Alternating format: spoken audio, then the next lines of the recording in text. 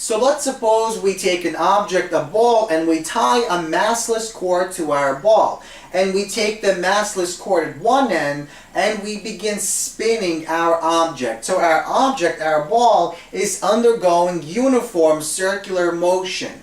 Now what that basically means is that the magnitude of velocity, the speed of our object, remains constant.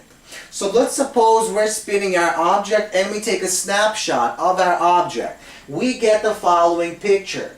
So this is our radius of our circular pathway created by our ball. And this radius represents our cord, our massless cord. So we're spinning our massless cord, we take a snapshot and we get the following picture. Now, at this given moment in time, our velocity, the magnitude of velocity, is exactly the same as the magnitude of velocity everywhere else. But our direction is unique. At this point in time, our velocity vector points exactly tangent to the pathway created by our moving object. So as we're spinning our object, the velocity vector is continually changing direction.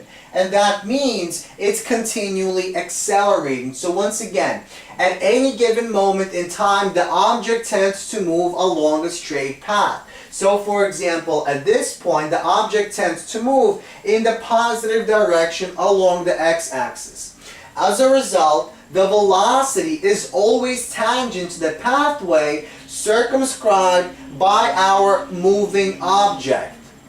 So recall that according to Newton's first law of motion, an object should remain in its current state of motion unless acted upon by some net force. So at this given moment in time, our object wants to move in this direction along a straight line, but it doesn't. It changes its velocity vector, it changes direction. The motion is changed. And that means some net force must be acting on our object. Some net force must be acting on the ball, accelerating the ball, changing its direction of the velocity vector. What exactly is this force? Well, recall that when we're spinning our ball, we're pulling on the string. So we create tension in the string. And in fact, that tension in the string exerts a force on our ball, pulling it inward. And that's exactly what causes our ball to accelerate and move in a circular pathway. So, once again, however, the object does not move in a straight line, but rather takes a circular pathway. The massless cord exerts a force on the ball that always points inward towards the center of our circular pathway. And this force that pulls on our object through our cord is known as centripetal, or simply a radial force.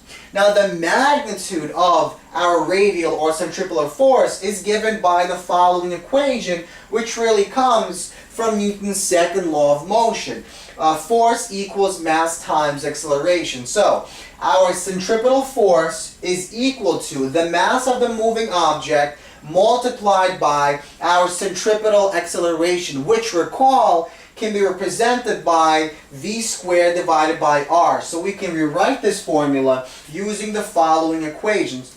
So the mass of the ball multiplied by the magnitude of velocity squared divided by r, and that gives us the magnitude of our centripetal force. And it always points towards the center of our circle. So notice that our force and the velocity vector are always perpendicular to one another, and that simply means that the magnitude of our velocity will not change, but the direction will. Our object will still be accelerating, moving around in a circular pathway. Now, let's for a moment recall Newton's third law of motion. Newton's third law of motion says for every action force, there is a reaction force. For example, if I push on my wall, if I push on my whiteboard, the whiteboard will push back.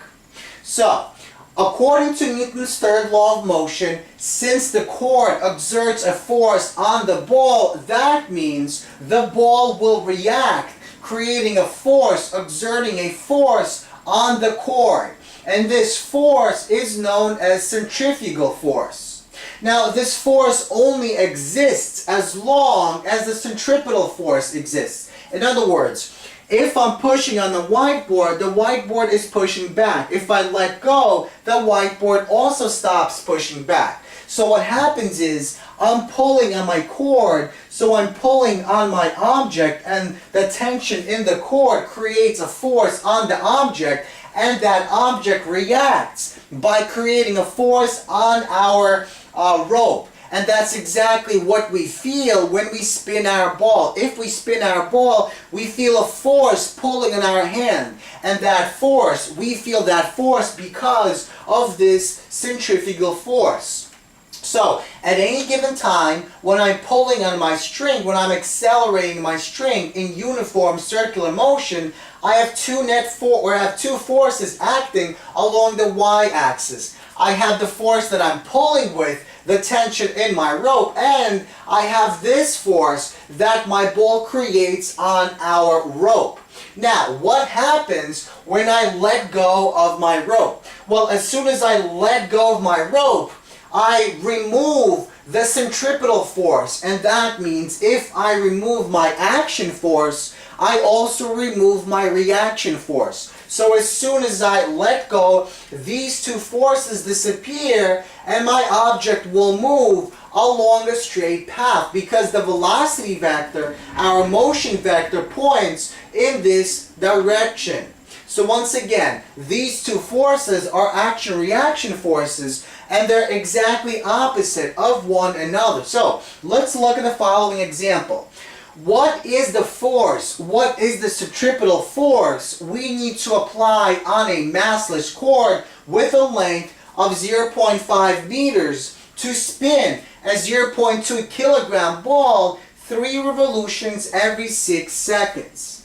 So we basically want to use the equation that we saw here. So our centripetal force that we need to apply on our cord, on our massless cord, is equal to the mass of our object, the ball, multiplied by our radial or centripetal acceleration. So let's rewrite this with the following equation. So mass times v squared divided by r. So notice that we're given that the ball makes 3 full revolutions every 6 seconds. So that means we can use that information to find our velocity. So we simply use this information to find the frequency, and then we use the frequency to find the velocity of the object. So recall that velocity is equal to 2 times pi times r, the circumference, multiplied by our frequency. So frequency in this case is simply 3 divided by 6, so 0.5.